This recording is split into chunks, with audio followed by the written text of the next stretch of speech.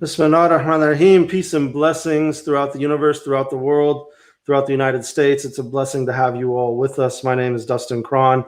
I'm the founder of the Center for Global Muslim Life, where this is our fourth day in our series where we're talking about American Muslim issues and organizing for 2021, because we know that tomorrow will likely not be the end to the election. We hope that it is, but we know that more importantly, these issues, especially for the Muslim community and our allied communities, will continue long after this. So tonight we're talking about the intersections of mass incarceration, the Muslim ban, and the surveillance state. I personally am coming from San Diego, California, also more properly known as Kumeyaay land, and this is also indigenous issues intersect with this as well, and what's going on at the U.S.-Mexico border. And the indigenous community that's been fighting against the building of the border wall there. So welcome. We have an amazing group with us tonight.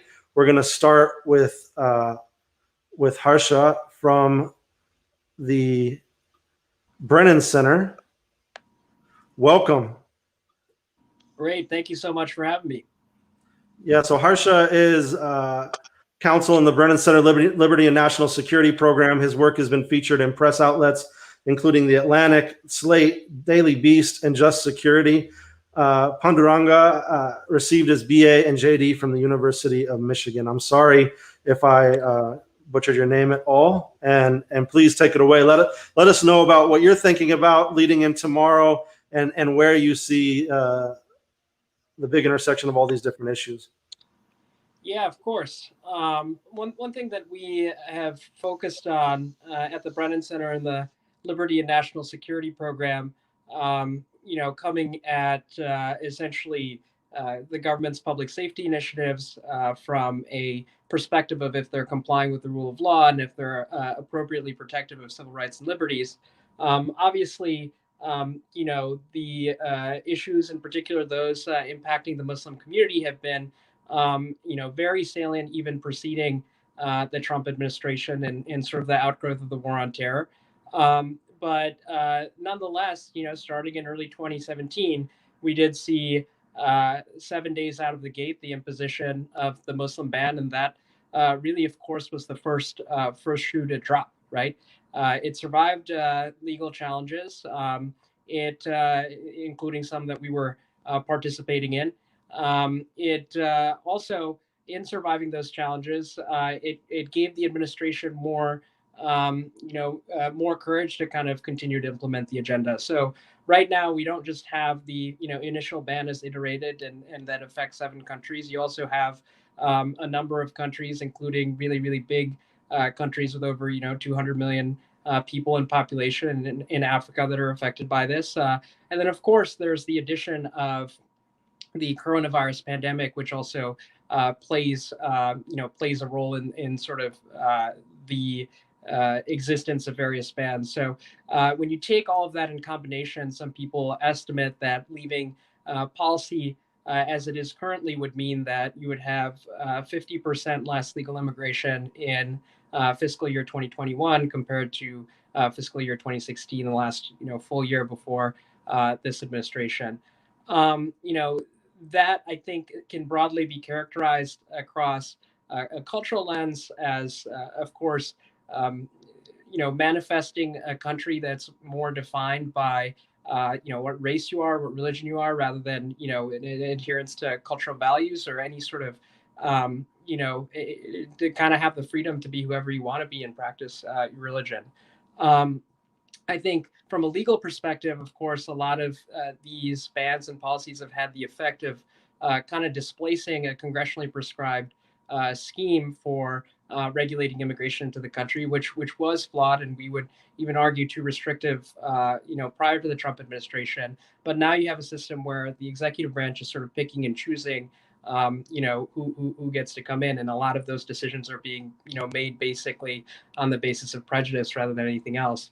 In terms of the sort of digital component, I'll focus on one very discrete part of it, which is relevant, is a part of extreme vetting. What this administration has asked of every single visa applicant, or nearly every single visa applicant coming into this country, is that folks write down a list of their social media handles that they've used over the past 5 years, which are ostensibly used to screen, for national security concerns, but they are now going to be indefinitely retained, and the legal authorizations governing how they can be used and disseminated are pretty broad and permissive. So of course, in the context of an administration that said that they're going to explicitly target Muslims and explicitly target other kinds of people, this gives rise to an apparatus where that might be easier to do. But I would just lead with the kind of emergence of increasing bans, and also the kind of addition of social media as a vetting tool, giving rise to broader kind of digital surveillance architecture, as two major points. And none of this is going to necessarily candidates have made commitments, but I don't think that we can just kind of sit on the sidelines no matter what happens tomorrow. It's important to kind of keep pushing and hold folks accountable for the promises that they have made in this realm. But yeah, that's how I would kind of introduce the problem.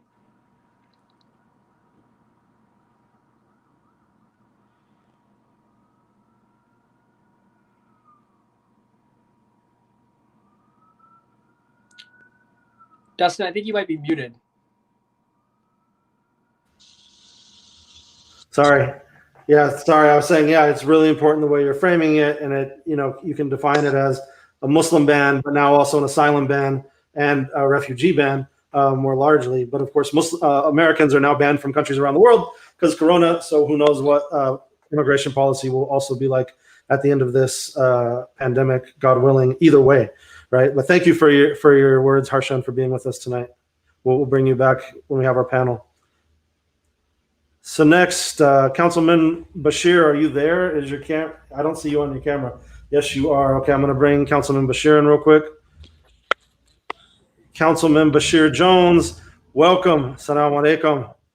Wa alaikum salam wa rahmatullahi ta'ala wa barakatuh. What's going on? Yeah, it's a blessing to be with you. It's a blessing to have you. Of course, you're one of the first Muslim city council people in the city, the great city of Cleveland. And let me correct you. I'm the first and only Muslim councilman in the city of Cleveland. First and only, mashallah. So yeah, thank you for joining. Thank you for being with us.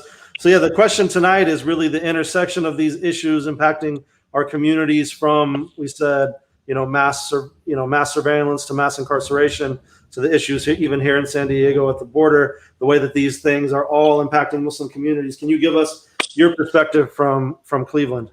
Alhamdulillah, wallahi, first and foremost, I'm so honored to be here with you, and I truly appreciate the work that you're doing in San Diego.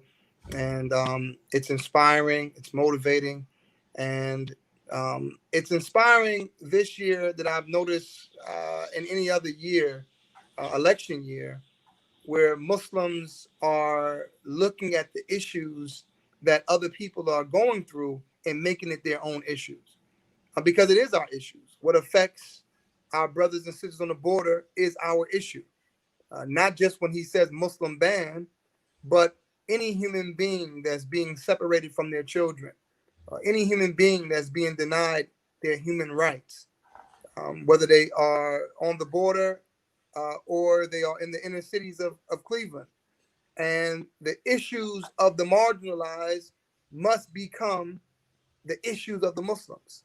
And I'm so happy to see that this year from Minnesota, and watching our Somali Muslim brothers and sisters on the front line for our brother George Floyd, or here in Cleveland for Tamir Rice, and Black and brown people who are being discriminated against in a major way. I've been so inspired to see Muslims speaking up and speaking out about it. And that's how we have to be. We can't just be confined to our community, to our neighborhood, because then when we need the assistance, nobody will be there to stand for us. So we have to be willing and open to stand for all people, despite where they come from, despite what they believe, despite how they pray. but we stand for justice no matter who it's for and no matter who it's against.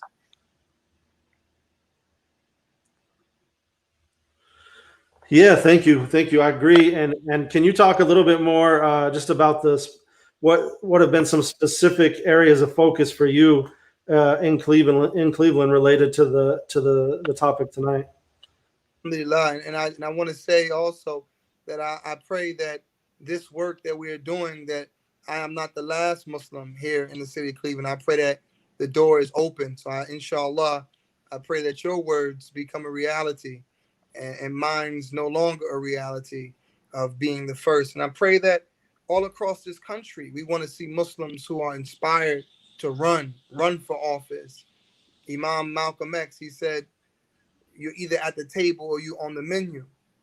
And some of the biggest issues that we face here in Cleveland has to do with poverty and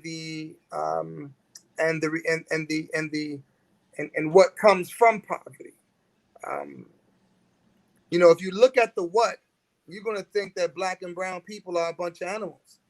But if you look at the why, that's where you will find your solution. So listen, man, you have people who will say that black and brown people, poor white people in inner cities of America have the crab in the bucket mentality. But the question I want you to ask yourself is, who put the crabs in the bucket? Who created the environment? If you ever been to a beach and you see crabs, you don't see them pulling each other because in front of them is an ocean of opportunities. But if you constrict those opportunities, then the very nature of God's creation is survivable by any means. It's survivable by any means. So that is the issue that we're dealing with in Cleveland. This restriction of resources, and crime is not just in the form of bullets entering bodies, but it's a crime to have food deserts. It's a crime to have the lead problem that we have, or black infant mortality, or black maternal fatalities. These are all crimes, especially when we're in the backyard of Cleveland Clinic, the backyard of University Hospital. So what we're striving to do here in Cleveland is truly work with institutions, build bridges with institutions, and say that, you know, we have to become more proactive in how we are dealing with these communities. And there's some historical context of why communities don't want to work with institutions. So we have to work together. And I'm truly happy to see, you know, Muslims really coming out strong and being proactive when it comes to issues that affects black and brown people. Yeah, thank you. And we've seen that throughout every day of this program. Of course, our first night we started with talking about if there's a Muslim political agenda for 2021, the number one issue for all of us is poverty, right? And so we thank you for your words and for your work of what you're doing there. That's why we started the programming there. We thank you for your work in Cleveland. We're going to move on to the rest of the group. If you can hang around for the group discussion, that would be beautiful. Thank you for joining us. Inshallah. And so now we're going to talk a little bit about San Diego and some of what's been going on here. To give you full context, I'm going to play this short film that I created that really gives an overview as to how scary the technology is in San Diego, a city with 100,000 plus Muslims, a city with some of the largest asylum and refugee populations in the United States. And we found that this technology was mapped directly around these populations. So this is the all-seeing eye of San Diego. Over the last 2 years, the city of San Diego has proudly built what it calls the United States' largest smart cities platform. This technology was sold to the city council by General Electric for its green tech and data collection for city planning purposes. Unfortunately, it also had a hidden agenda that was never mentioned in public debate. Each of these smart streetlights, now under direct control of the San Diego Police Department, have video and audio surveillance systems with data nodes that can collect information about our offline lives. The Trust San Diego Coalition, made up of 25 local community organizations, has emerged to take on this hidden surveillance system and to demand a moratorium be put in place on the usage, installation, and acquisition of these streetlights. We've also asked that the city develop a comprehensive surveillance policy similar to the city of Oakland's. This would include a privacy advisory commission, a transparency ordinance that would govern how the San Diego Police Department acquires smart city surveillance technology, and a ban on the use of facial recognition tech throughout the city. Who exactly was it that designed this system that, if fully implemented, would disproportionately impact communities of color like City Heights, Logan Heights, and Southeast San Diego? In researching the placement of these streetlights, we also found that they are placed around the majority of mosques in the city. This is a system that is seen as a testing ground for all of San Diego County and cities like New Orleans, Atlanta, and New York, who are all testing similar platforms. Representatives from the city have said publicly that the city of San Diego owns all this data. But as we researched the contract, it became clear that the GE-owned company Current owns all the processed data collected in this system forever. Over the last year, the city of San Diego has installed these smart streetlights throughout the city. But why would they install them on this street, where there's seemingly nothing happening?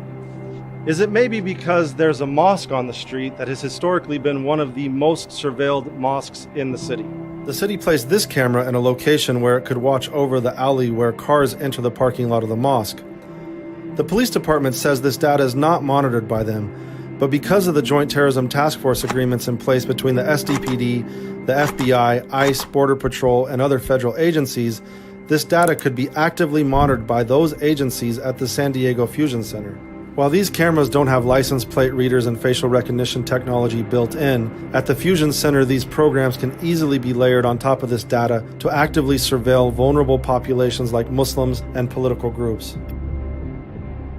It's important that we remember how we got here to this moment.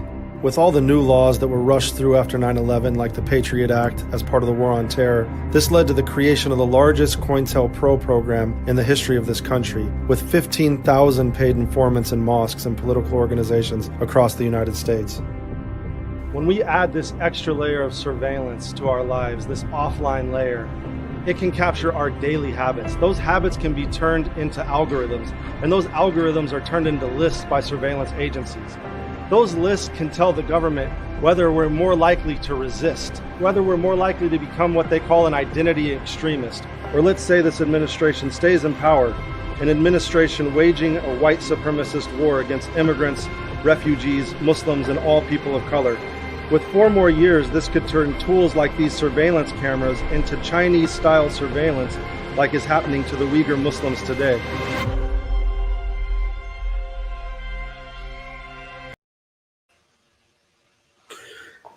Yeah, so next I want to bring in my brother Khalid Alexander, who is one of the main drivers of this coalition, the Trust San Diego coalition. That video was made way in the beginning of the work, almost a year ago now, maybe over a year ago now. And now in that last year, you all have taken this so far and you're getting to right at the point of having an ordinance. But Khalid is also the founder of he's a professor at San Diego City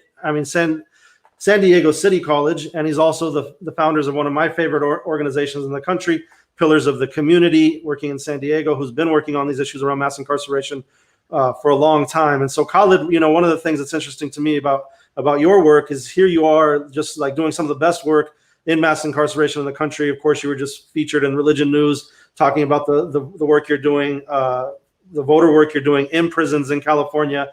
But then I think you were really shocked by what this technology really would mean for communities of color, the neighborhoods that you live in. And so, yeah, tell us about your journey and how this all happened, how this all came together for you. Yeah, man. I mean, like you said, the majority of the work that we do at Pillars of the Community is really around advocating for people who are negatively impacted by law enforcement.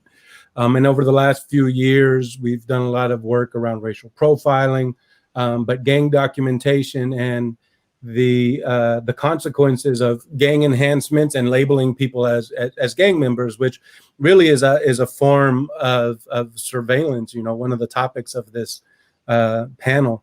But the smart streetlights in San Diego first came to my attention, coincidentally, or maybe not through you, saying, "Hey, man, they got these streetlights that are going up. You should be paying attention to it." And I had heard about these smart streetlights, but figured, other organizations would be paying attention to them since it was mostly kind of a tech idea. And initially they were presented to the city council as like an energy saving environmental tool. So I called a representative in our local council and asked them what they knew about it. And they didn't know much, but said that there was going to be a public meeting where the city would be getting feedback from the community. So I figured, again, still, I'm thinking to myself, this isn't really our issue, but let me go ahead and sneak into the meeting, sit in the back, take notes. And if it's something that I think is important, then we'll pay attention to it. So I show up to this meeting and I'm the only dude there. So it's me. It's a bureaucrat from the city who's doing the presentation, at the captain, Jeff Jordan of the San Diego Police Department, and somebody from SDG&E who at that time owned it. And so, so much for staying incognito. I was immediately surprised that they actually, that the police captain was one of the people who was doing the presentation. So they're going through the slides, talking about how amazing this program is, and come to find out, they say that there's already, I think, 5,000 of them that are already up and installed. And so I had to backtrack. I was like, what do you mean there's 5,000 of these already up? Like, how did that happen? They said, yeah, in 2016, the city council approved these to be installed. And what was crazy about it is, like I said, they were sold as an energy saving street light, but come to find out it was a hyper surveillance and data tracking system that had camera capabilities that the police had access to, that had metadata, so tracking like how many, literally they talk about tracking cats that walk by and bicycles that drive by. And I think in the city advertisement on the city page, it talked about smelling fires before they're actually detected. So all kinds of like crazy surveillance. So I'm thinking to myself, man, this stuff sounds crazy, but I'm not a tech person. And so I reached out to some tech people who came to the next kind of city meeting, and they were like, yo, man, you're right. This stuff is crazy. So that was my introduction to it. Of course, the consequences of these streetlights are way beyond only the use of law enforcement, because as you point out in the video, it becomes a kind of Uber surveillance system where they're able to track anybody and everybody, essentially turning our lives into clicks and website visits or likes on Facebook, and the way that Facebook and Google track kind of our likes and what we're visiting and everything, and collect that data and then use it to target us in a certain way. These smart streetlights, they have a way of being able to collect this metadata on people, but instead of using, computers, they're actually tracking individuals who are going for a walk or driving by, etc. So needless to say, we were really concerned how that would be used, not only in the larger San Diego, but how law enforcement could use that to target individuals. In California, we have a gang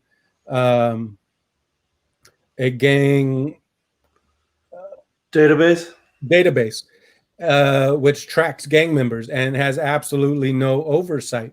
And there's essentially, 9 criteria. If you meet 3 of them, depending on the city, it's 2 to 4 of these criteria, you can be documented as a gang member. So those criteria, include things like wearing a gang color in a gang neighborhood, which means basically any color in any neighborhood that's predominantly black and brown, because there are no white neighborhoods that have been dedicated as gang neighborhoods.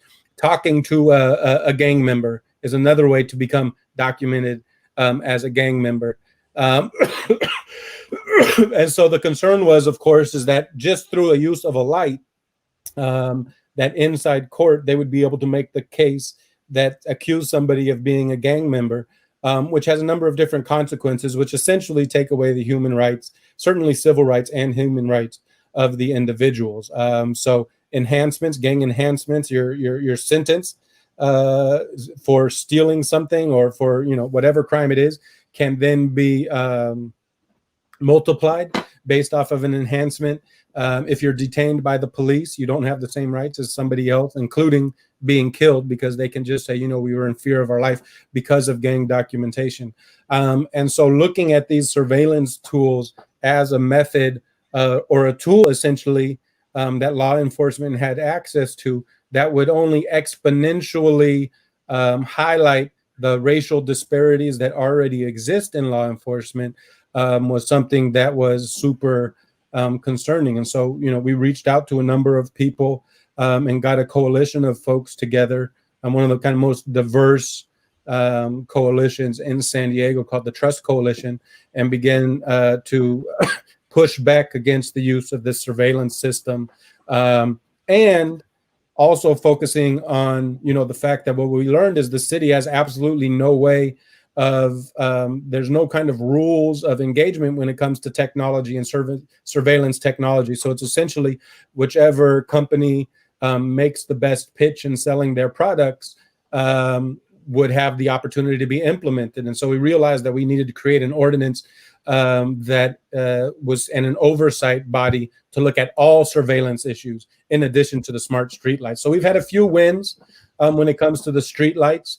But the big hope is that we end up having an ordinance in place. Yeah, inshallah. Yeah, show us your shirt real quick. Inshallah, just vote. That's right. Vote. That's right, everyone. Thank you, Khalid, for your work and for your really amazing work. Now we wanted to bring Lili in. Lili, talk about how shocked you were when you learned about this system and what the process has been like for you as a technologist leading some of this work with Trust San Diego. Lili Irani is a professor at UC San Diego. She's also with the Tech Worker Coalition, who she's repping tonight, of course. Take it away, Lili. Hi, thank you so much for organizing this. So, I'm somebody who worked in the tech industry for some years, and so I was tracking some of these kinds of issues. And at UCSD, I work in a place called the Design Lab. And so the Design Lab is a place where, when the city put up these streetlights, they were advertising these streetlights as this boon to innovation. They're going to make San Diego the next Seattle or the next San Francisco by turning all of our everyday lives into data and then making that data into something that people can build cool apps with. So in a way, like, I had heard about the streetlights through there, and like lesson number one was that the city cared a lot more about communicating about the streetlights to the tech innovation community, because those people were going to make money off these things for the city. The city was much more concerned about communicating about these with them than with the communities that are going to be directly affected and are going to probably bear disproportionate impacts in the way that Khalid has been describing. But I was, I saw these streetlights. I didn't have, I didn't have a community that I could go to and say, hey, these are a problem. And so I was blessed when Khalid came to Tech Worker Coalition and talked to somebody I knew, and a lot of us went out to that community for him. As an Iranian American, I grew up kind of firsthand knowing that there are people who are, considered undesirable and kind of suffer all kinds of both like microaggressions or discrimination in terms of immigration. Post 9/11, my mom told me about how police officers were coming into our house without having a warrant. And so those kinds of experiences predisposed me to know that these kinds of technologies could end up in the hands of government processes that are not necessarily trustworthy or don't always work by the letter of the law, and that the letter of the law that can be racist and against certain religious communities. So those were my personal stakes in getting involved. But as Khalid mentioned, the coalition has been really diverse, and you have people of color who have direct experiences with institutions that have targeted their communities, and they're bringing to bear, trying to understand this like high-tech thing, they're bringing to bear history of COINTELPRO or immigration policies and less sort of tech-oriented forms of surveillance, and helping us understand how these streetlights could probably be used when the data gets shared based on what the pre-computing history of this stuff is. Then you have tech workers who work in companies where they're told what to build. They study computer science a lot of times because they're told they're supposed to make the world a better place, that kind of Silicon Valley hype. And then they're working on things that are ultimately being used to track immigrants or track workers or to undercut gig worker salaries. Like, they don't want to build that stuff. And so a lot of tech worker coalition members come because they don't want to build it. And this is a way that they can participate in changing the regulatory structures, changing the incentive structures that make it possible for companies that build this tech to kind of enter our everyday lives and build whatever it is we want and not have to explain it properly and not have to design it based on actual community needs. In San Diego, we even have some surprising allies. Small kind of tech businesses and startups exist in the city that are frustrated because there's such consolidation of power among the really large tech companies that it kind of removes opportunities for them to build technologies that they think are more ethical or less data hungry, because there's no laws that require hospitals or schools or governments to buy these more privacy respecting technologies. So some of those people have come out for this, and those are not people who necessarily would have come out for other issues affecting our communities. So it's been interesting organizing against surveillance tech. So what we've been fighting to do is to get a surveillance ordinance in place. And the surveillance ordinance calls for transparency, accountability, and oversight over the surveillance technologies that the city of San Diego acquires, or any data that's the product of surveillance technologies that the city of San Diego requires. We're kind of riding on the successes of 7 other California cities and also other cities nationwide that have this ordinance. But what this ordinance does is, like, one, it puts a block on the tech industry coming in and saying, hey, are you a city that is trying to figure out how to serve its citizens, doesn't have enough tax base, and wants to kind of throw all your hopes into a high-tech solution that you might be able to also generate money off of? Like, buy our smart streetlights, or buy our new surveillance system, or buy our new 5G doohickeys, that we're going to put to measure all the cars that are going by. The surveillance ordinance says, hey, if a city wants to acquire this tech, you need to know as a city that tech companies are going to make big promises about social good, and there's going to be a lot of complicated business models, a lot of complicated ways that the technologies are built to expand their functions, to do new things in the future, to share data with people that or agencies or companies that you might not know about. So we're saying with this ordinance that cities, like, you need to do your homework beforehand and document exactly what the terms of use of this technology are. And you need to be accountable. So you need to have, we're calling for a board of both people who know about information technology, the law, and kind of open government and transparency, but also community organizations that are equity focused, who work in communities where they're historically affected by disproportionate amounts of surveillance. And so those are the people you need to have informing the process of what technology you're going to use to solve public problems, and they need to be there before you sign the contract. And then part of that privacy advisory board is to provide oversight by saying, you need to come back every year and look at how is that technology used, what kind of public complaints were there, and have that board of community members and experts advise council and say, did this technology go haywire? Did it become a policing infrastructure when we meant it to save electricity? There's a built-in annual process to put the brakes on things. So that's what we're fighting for in San Diego. It's not a solution that's going to solve all the ways that we're seeing inequality scapegoat communities as a way of addressing the kinds of crises we're seeing in our country, but it's at least going to put the brakes on and make it more possible for community groups to see and fight the ways that technology is being used in those efforts, and hopefully that can then help efforts that are not tech focused also understand kind of how surveillance is affecting communities and how we need to organize to fight for more freedom for each other. Yeah, thank you so much, Lili, and especially thank you for ending on that note of how we need to fight for more freedom for one another. Was there any, I wanted to turn it now to the group. Councilman Basheer, I don't know if anyone has any questions for each other, or quickly we could reflect on, how is this, technology as an example of one of the things we're going to talk about tonight. How scary is this technology emerging around the country? And here's San Diego offering solutions, and San Diego, Oakland, Seattle, some others. Have these issues come up for you all in Cleveland? And then Harsha, of course, I wanted your reflections as well. It's interesting that when you bring up technology, the first thing I thought about is the digital divide that we have in our cities. When it comes to my residents just having access to technology is a major problem. So what we're doing in my neighborhood recently, I have the most high-rise buildings in my neighborhood than any other neighborhood.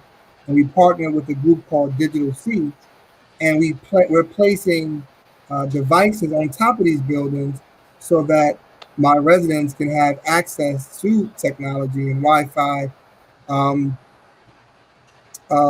in a way that they never had before. So, this is a serious issue, and I know the perspective that you guys are talking about, but for some people, man, they don't even have access to the technology, and particularly when it comes to our young people with COVID, it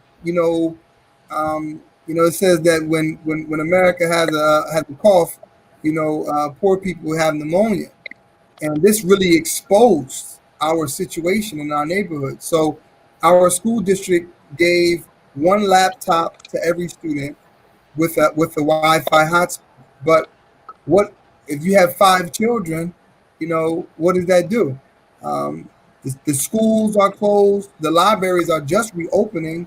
So the places that they will go to use technology, they're not able to do right now. So, right now, and I'm sure that this is the case for inner cities all across this nation. So that's our struggle, and we're overcoming it.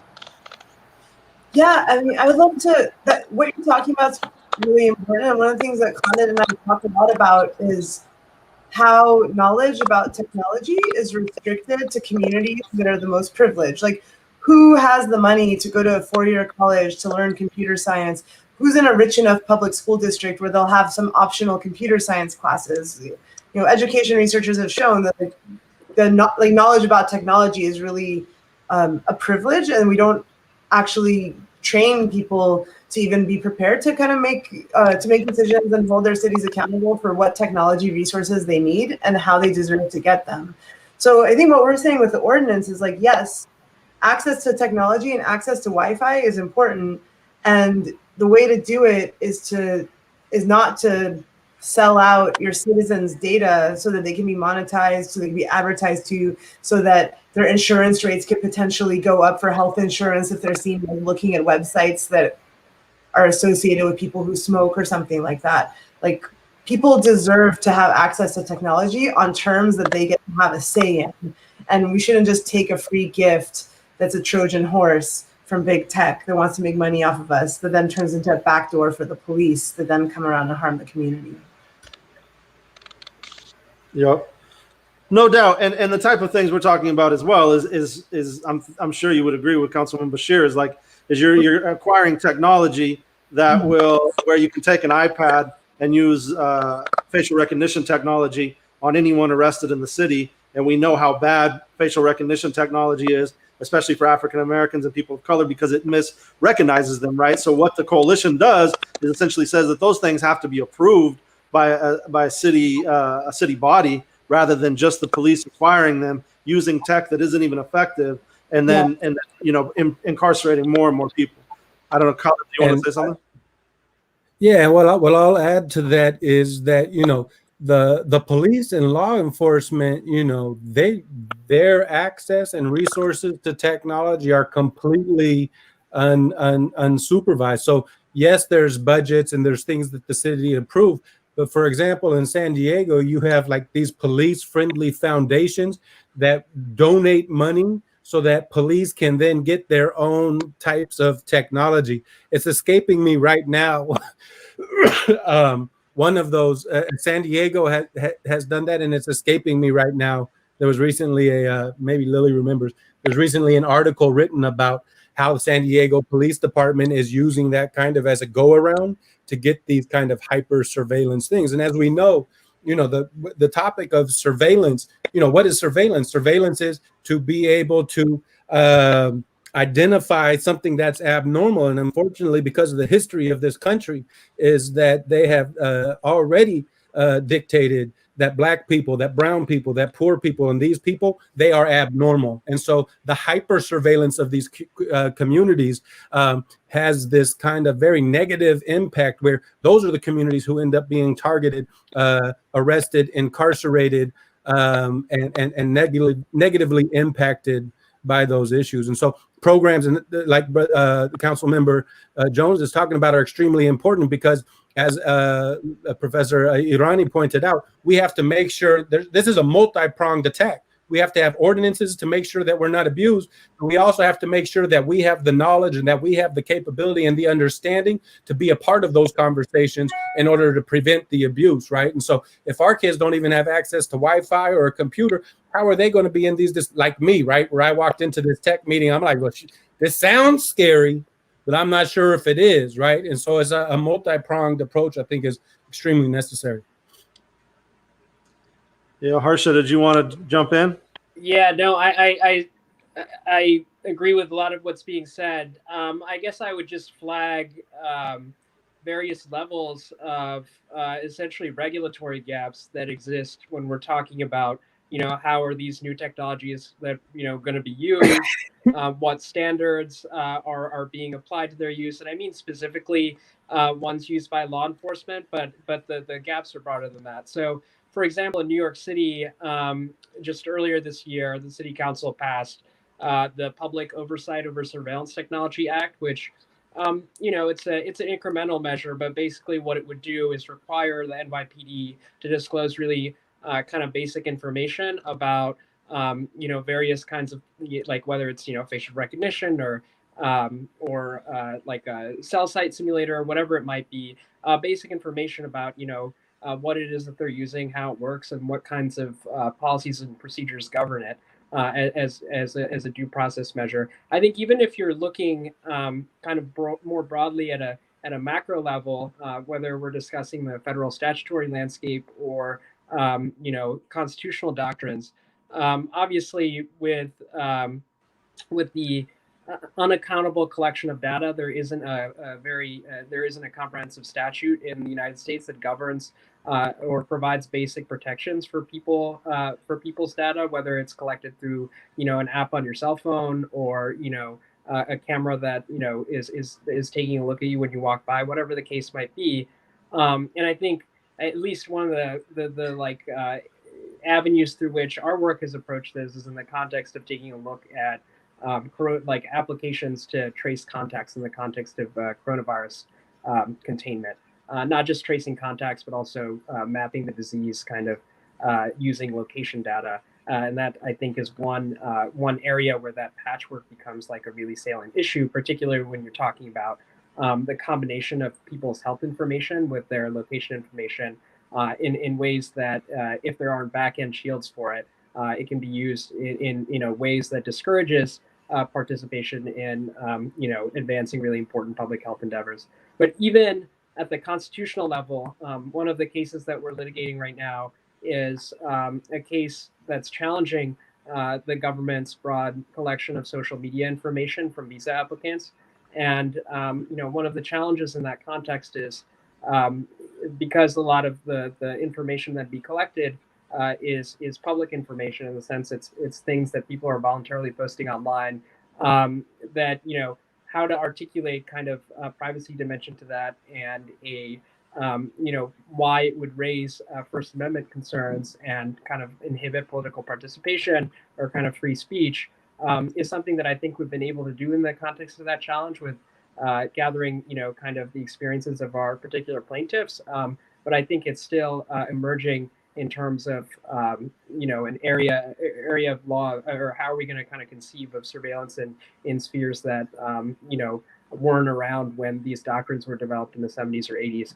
I think that another point on that sort of constitutional issue, but it's also kind of a public discourse and policy issue, is the fact that, and of course I think everyone has experienced this, but the moment that you start talking about technology, whether it's to solve law enforcement issue or give you an accurate reading about your heartbeat or whatever it might be, there's a tendency to for people to kind of frame it as infallible or less fallible than kind of human actors. But of course, as a kind of a broad range of experiences have shown us, it's not necessarily true, right? We see algorithms, whether they're used to make policing decisions or whether they're used to make or allocate housing benefits, having really disproportionate impacts.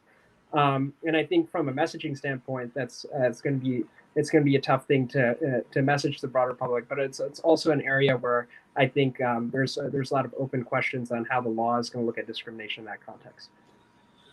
Yeah, thank you so much for that, and thank you again for your work. So I wanted to start. We're going to end in about 10 minutes. I wanted to just have a final go round where you all are, reflecting on tomorrow and really 2021. What are the priorities for organizing for you and your community and your locality? And I think that's why we talked about this example in San Diego. Is it's such a great example of Muslim-led coalition building that then brings in amazing allies and is hyper diverse, right? And so we'll start with you, Councilman Basheer. Alhamdulillah, man. It's such an honor to be here and to hear about all the great work that the other panelists are doing. It's always inspiring. It really is. And here in Cleveland, inshallah, we want to defeat Donald Trump. Well, I don't know if I can say it on here, but we want to see Joe Biden win. We want to get this manifestation of white supremacy out of the White House. That's our goal. But secondly, for us here in Cleveland, God willing, man, I'm going to be running for mayor of the city of Cleveland in the next mayoral election. Alhamdulillah, man, we did so well within these first 4 years. And Allahu Akbar. Allahu Akbar. These first 4 years, we've reached close to $500 million worth of investment. We're really changing the culture of our neighborhoods with artwork and artwork that expresses the beauty of who we are as a people. And we're making sure that all people have opportunities for economic growth. And we're not allowing anybody, even though you have people moving into our neighborhood and investing in our neighborhood, doesn't mean that we're going to allow you to move our people out. We want to build buildings, but also we want to build people at the same time. So, man, any support that I can receive, man, from the community across the country is absolutely necessary. Any knowledge and wisdom, and most importantly, any du'as for this fight, this battle that we're going to have in 2021. So, once again, in closing, I'm just so honored to be here with you all. I'm so inspired by your work, and just keep going. I know it feels like you're alone a lot. I know it feels like a lonely road, but you're not alone. It's people like me that's inspired by you. So keep up the great work. Assalamu alaikum. Alaikum salam. Thank you. Anybody? Lili, you want to go next?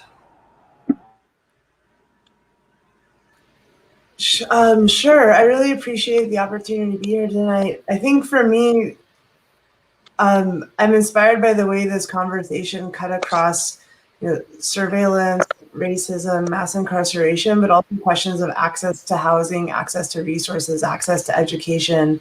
And I hope that we can continue being in touch with each other to build the kinds of coalitions we need to get some of those more comprehensive policies, maybe at the federal level, passed if we can kick this election and the next few of them in the direction of people who are accountable to our communities. So thank you for bringing us together.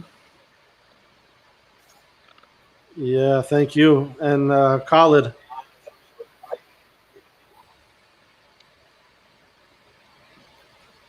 Yeah, man, like everybody else, I'm appreciative. Thank you for the invitation and the opportunity to speak with such an amazing panel. Man, looking into the future, man, we are in historic times. And I don't mean that the conversations are historic. These conversations around race, around equity, are going on and have been going on.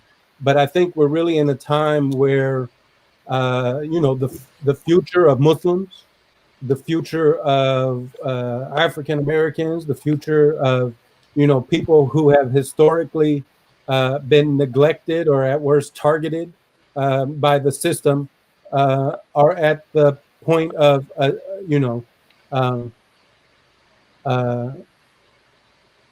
really being impacted by the choices that other people are making for us in the polls.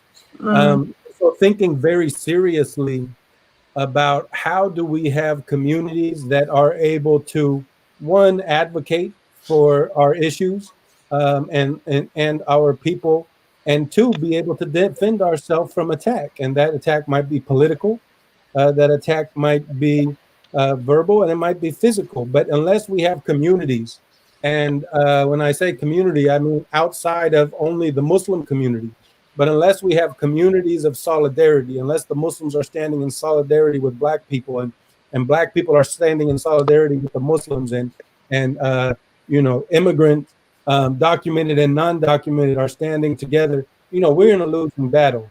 And so figuring out how do we create communities of resistance, because remember, resistance is as American as apple pie, or as I like to say, it's as resistance is as American as bean pies. So if we don't have communities, if we don't know one another, if we don't work with one another, and if we don't create solid relationships with people who don't look like us, who don't talk like us, but who are also negatively impacted by this ultra right-wing movement that we see happening across the United States, then we're in a lot of trouble, man. So building those types of communities that have the power and the capability to resist overt and covert oppression, I think has to be at the forefront of all of our minds. Yeah, and Harsha, some closing thoughts. Yeah, no, like everyone else, again, so thanks so much for having me, for the opportunity to have a great discussion here. All I would say is that, of course, whoever is president or whoever constitutes elected leadership, these problems are not anywhere, I think, as folks are well aware, aren't going to go anywhere, and they're going to require us to push in a sustained way to give rise to to point out how if there's a future predictive policing initiative, it's not something that we might reflexively agree with, or whatever the next issue might be. I guess just the broader overall point is that it's important to keep the advocacy push going. But again, I'm really grateful that so many other folks are in it with us. Yeah, thank you again all for joining. And I put the links to donate to the Muslim Caucus. There's you can text 79606. Anyone who needs information about their voting tomorrow, text Muslim Vote. And then we, the Center for Global Muslim Life, have this Beyond Borders Digital Media Academy going on to teach organizations and individuals how to do amazing work online in these times, because all of our organizations need that so that they don't literally die with the time we're in. And I wanted to say 3 quick closing points related to the topic. One is, obviously, we didn't talk enough about the border and everything that's happening there and the impact that the border has within San Diego. You can watch our film, A Prayer Beyond Borders, for a glimpse, but also follow the work of people like Pedro Rios, who's really amazing and at the border all the time. The big number one, right, is that we don't know what's going to happen tomorrow. But it seems like the reality is we have a president who's in power, who himself and his family are indebted hundreds of millions of dollars and want to do everything that they can, and have in fact probably done illegal things to stay out of jail. And so weird things could happen, right? Number two is we never really got a real idea if there was foreign interference, and we didn't change anything about our voting systems being tech driven. And so who knows if there's foreign interference again. And then number three, Facebook as a platform in no way wants to be shut down. And they know if there's a Democratic House, Senate and president, that there's a very likelihood that at least their companies will be split up. And it's very obvious that Mark Zuckerberg is a right-wing actor. And even you can literally see that by how much he's charging for ads for Donald Trump versus how much he's charging for ads for Joe Biden. He's charging way less for Donald Trump, right? So anyways, who knows what's going to happen? We have a 2-hour program tomorrow that starts at 9 p.m. Eastern, 6 p.m. PST. And we have a bunch of amazing speakers from all over the country just to come in and give reflections on what's happening and where we go from here. So thank you all again. Assalamu alaikum.